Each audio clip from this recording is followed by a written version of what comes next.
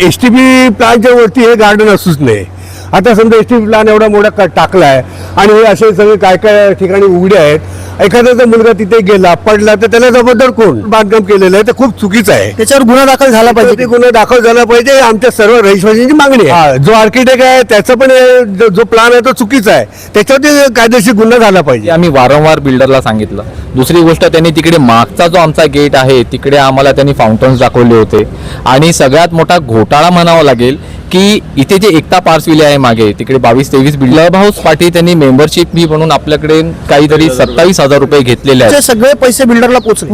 पूर्ण A to Z पैसे ज्या ॲज पर ॲग्रीमेंट ज्या म्हणजे रूल्स अँड रेग्युलेशन ज्या डेट्स प्रमाणे पैसे एकही डेट अशी आमची मिस झालेली नाही आहे जेव्हा आम्ही लेट पेमेंट केलं किंवा काय केलंय. आम्ही 2016-17 फ्लॅट बुक केलेला. 10 वर्ष झाली पैसे देऊन 10 वर्ष झाली. पूर्ण आमचं सगळं पेमेंट झालं. टॉप 10 महाराष्ट्र न्यूज चॅनल मधून मी दीपक कोटेकर. यावेळेला मी उपस्थित आहे ग्लोबल सिटीतील ब्रुकलेन पार्क मध्ये. मित्रांनो, 2021 ला एक घोटाळा झाला होता आणि त्याच्यामधला हा एक लेआउट आहे. या लेआउट मध्ये 11 सातबारे, त्या 11 सातबाऱ्यापैकी एक सातबारा या जागेचा देखील आहे.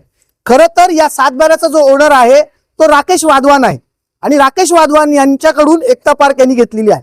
आता एकता पार्कनी ही इमारत बनवायला घेतल्याच्या नंतर खरंच या लोकांना ज्या गोष्टी दाखवल्या होत्या त्या दिल्यात का? आता दुसरीकडे आपण जर पाहिलं तर अलीकडे 41 इमारतीच्या नंतर ज्या काही बिल्डरचे आर्किटेक्ट होते त्यांच्यावरती गुन्हे दाखल झाले. त्यांना चौकशीसाठी बोलवला. या इमारतीमध्ये एक व्हिडिओ मी तुम्हाला दाखवतोय. एसटीपी प्लानच्या वरती मुलांचा गार्डन बनवलेला आहे. हो, एसटीपी प्लान वरती मुलांचा गार्डन बनवलाय. जर एसटीपी प्लानचं काही झालं, हे अनधिकृत बांधकाम आहे, सरळ दिसून येतं. आता याच्या विरोधात वसई विरार शहर महानगरपालिका संबंधित विकासकावरती MRTP अंतर्गत गुन्हा दाखल करेल का? वसई विरार शहर म्हटलं की घोटाळ्याचं शहर म्हणून या शहराची ओळख आहे. आता हे सगळे सोसायटीचे लोक एकत्र झालेले आहेत. जाणून घेऊया. या इमारतीचे पदाधिकारी माझ्यासोबत आहेत. मानेजी, थोडक्यात मला सांगा की ज्या वेळेला तुम्ही इमारत घेतली होती काय काय इम्युनिटीज तुम्हाला सांगितल्या होत्या? ज्यावेळी मी इकडे फ्लॅट घेतला त्यावेळी इथे आम्हाला एकतर जे हे समोर जे आता कार पार्किंग दिसत आहेत तिथे एक गार्डन होतं, म्हणजे मुलांचं प्लेग्राऊंड होतं. लहान मुलांचं जे गार्डन आहे ते मध्ये ज्याचं तुम्ही बोललात की एसटीपी प्लानच्या वरती आहे, त्यावेळी ते माझ्यासाठी सुद्धा आश्चर्याची बाब होती की लहान मुलं म्हणजे अगदी 10-12 वर्षापर्यंत आणि त्याच्यापेक्षाही लहान मुलं तिथे ज्यावेळी खेळतात त्या प्लेग्राऊंडला बाजूने बाउंड्री नाही. एक तर तो टप्पा वरती आहे, तिथून जर कुठला मुलगा पडला, हेही आम्ही वारंवार बिल्डरला सांगितलं. दुसरी गोष्ट, त्यांनी तिकडे मागचा जो आमचा गेट आहे तिकडे आम्हाला त्यांनी फाउंटन्स दाखवले होते. आणि सगळ्यात मोठा घोटाळा म्हणावा लागेल की इथे जे एकता पार्सविले आहे मागे तिकडे 22-23 बिल्डिंग आहेत त्यांच्या तिकडे क्लब हाऊस त्यांनी बांधलेलं आहे. त्या क्लब हाऊस पाठी त्यांनी मेंबरशिप फी म्हणून आपल्याकडे काहीतरी 27,000 रुपये घेतलेले आहेत. आता 600 लोकांकडून त्यांनी 27,000 रुपये घेतलेत आणि काही जणांना फ्लॅट त्यांनी विकले. 2015-16चे अग्रीमेंट आहेत. तेव्हापासूनचे आतापर्यंतचे ते जे पैसे आहेत, आता मी स्वतः इकडे 5 वर्ष राहतोय, माझे 27,000 5 वर्षापासून बिल्डरकडे आहेत, असे 600 लोकांचे आहेत. म्हणजे आता आपल्याला कॅल्क्युलेटरवरती तो आकडा आपल्याला सापडणार नाही किती होतो, तो करोडोच्या वरती जातो. तर त्याचा मला थोडक्यात सांगा. आता तुम्ही एसटीपी प्लानचा जो काही विषय सांगितला, सोसायटी तुम्ही हँडओव्हर घेतल्याच्या नंतर तुम्ही या गोष्टीच्या विरोधात वसई विरार शहर महानगरपालिकेत तक्रार नाही केली का? कारण मी तर पहिली इमारत पाहिली की ती एसटीपी प्लानच्या वरती लहान मुलांचं गार्डन आहे. या विरोधात तुम्ही नगर रचनेला तक्रार दाखल करणार का? आता जर तशी वेळ खरोखर आली, कारण का आम्हाला इतकं नॉलेज नाहीये. आम्ही फक्त ते कसं असतं, माणसं जेव्हा येतात हे सगळं चांगलं आहे बघून फ्लॅट घेतो, आपल्याला त्यातल्या टेक्निकल गोष्टी बऱ्याच माहीत नसतात.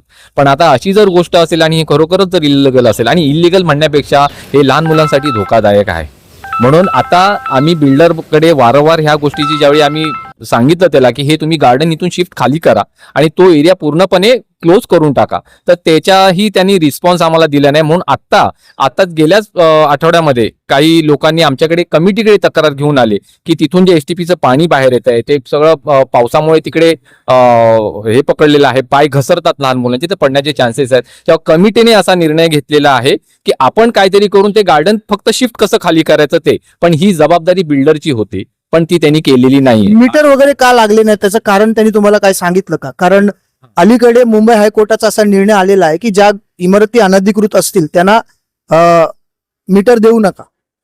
मग तुमची तर अधिकृत आहे, सीसी आहे, ओसी आहे, मग तुम्हाला मीटर का नाही आले? ABCHच्या 4 विंग जे आहेत त्यांचे मीटर्स 4 वर्षापासून प्रलंबित आहेत.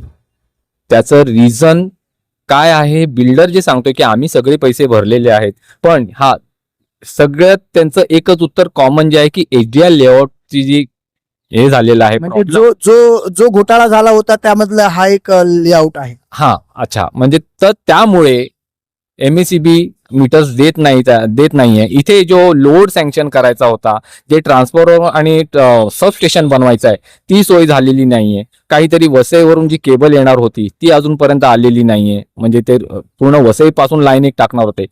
पण आता माहित नाही की हे आता अजून किती वर्ष जाणार आहे, म्हणजे कारण का आम्ही तर पैसे भरलेले आहेत, इतर लोकांनी सुद्धा पैसे भरलेले आहेत, तर वीज मीटरच नाहीये तर लोकांनी राहायचं कसं आणि पोझिशन बिल्डर देऊच कसा शकतो. आता जे नवीन काही लोकांना त्यांनी मला वाटतं अच्छा, हे नवीन त्याच्यामधले नवीन आहे. त्याच्यामधले हे नवीन आहे. तुमचं नाव सांगा. माझं नाव भूपेश कालेकर. माझा इथे बी विंग मध्ये फ्लॅट आहे. तर मला ह्या लोकांनी 2019 मध्ये मे 2019ला पोझिशन देतो असं सांगितलं होतं ऍज अ पर अग्रीमेंट, आणि अजूनपर्यंत ह्या लोकांनी मला फ्लॅटचा ताबा दिलेला नाही आहे. आणि आता मला फाईट करून सोसायटीशी म्हणजे व्यवहार करून आता मी जेव्हा सबमिटर सोसायटीकडून घेतला तेव्हा जाऊन कधी त्यांनी मला आता पोझिशन द्यायला तुमचे सगळे पैसे बिल्डरला पोहोचले.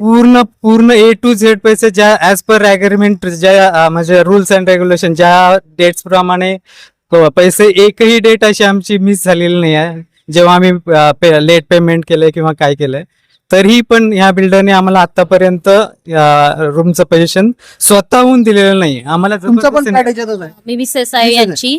आम्ही 2016-17ला फ्लॅट बुक केलेला, 10 वर्ष झाली पोझेशन. पैसे देऊन 10 वर्ष झाली. पूर्ण आमचं सगळं पेमेंट झालं बिल्डरचं, 1 वर्षाचं मेंटेनन्स दिलं, क्लब हाऊसचे पैसे होते ते दिले, म्हणजे एकही रुपया दिला नाही. क्लब हाऊसच नाही केली. हा, पण आता जे त्याने सांगितलं पोझिशन हवं हे लास्ट पेमेंट करा, आम्ही केलं. आणि बिल्डर सतत ऑफिस बदलतो. आधी बँड्राला ऑफिस होतं, नंतर खारला गेले, आता 3ऱ्या ठिकाणी गेलेत. आणि तिथे अशी सिस्टीम आहे की सिक्युरिटी आपल्याला वर जाऊच देत नाही. ते फोन करतात, अमुक अमुक लोक आलेत, त्यावरून सांगतात नाही पाठवायचं म्हणून. आपल्याला वर ऑफिस पर्यंत पोहोचूच देत नाहीत ते लोक, भेटतच नाहीत. म्हणजे आपण जर पाहिलं तर मोठ्या मोठ्या ह्या कॉम्प्लेक्समध्ये जर अशा गोष्टी होत असतील, जे सामान्य नागरिक आहेत त्यांनी नेमकं काय करायचं. खरं तर या इमारतीचा नेमका इतिहास काय आहे हा देखील तपासावा लागेल. कारण ज्या वेळेला 2021ला एचडीआय घोटाळा झाला होता त्यातील हा एक लेआउट आहे असं सिद्ध झालं होतं, आणि त्यामुळे यांना मीटर दिले जात नाहीत का, याच्या मागे नेमका काय कारण असू शकतो. सर्वात महत्वाचा विषय म्हणजे की एसटीपी प्लानच्या वरती लहान मुलांचा गार्डन कसा असू शकतो. जर ते गार्डन अनधिकृत आहे तर संबंधित जो बिल्डर आहे, विकासक आहे, त्याच्यावरती वसई विरार शहर महानगरपालिका नगर रचना MRTP अंतर्गत गुन्हा दाखल करेल का. कारण वसई विरार शहरामध्ये घोटाळा हा काही नवीन नाहीये, परंतु अशा प्रकारचा घोटाळा जर समोर येत असेल, 30-30 लाख रुपये देऊन जर लोकांना हाल सोसावे लागत असतील तर सामान्य मराठी माणसांनी जायचं कुठे. आता या इमारतीमध्ये बहुतांश लोक हे मराठी आहेत आणि त्यांच्याबरोबर झालेला हा मोठा अन्याय आहे. Top 10 Maharashtra news, Vasai Virar.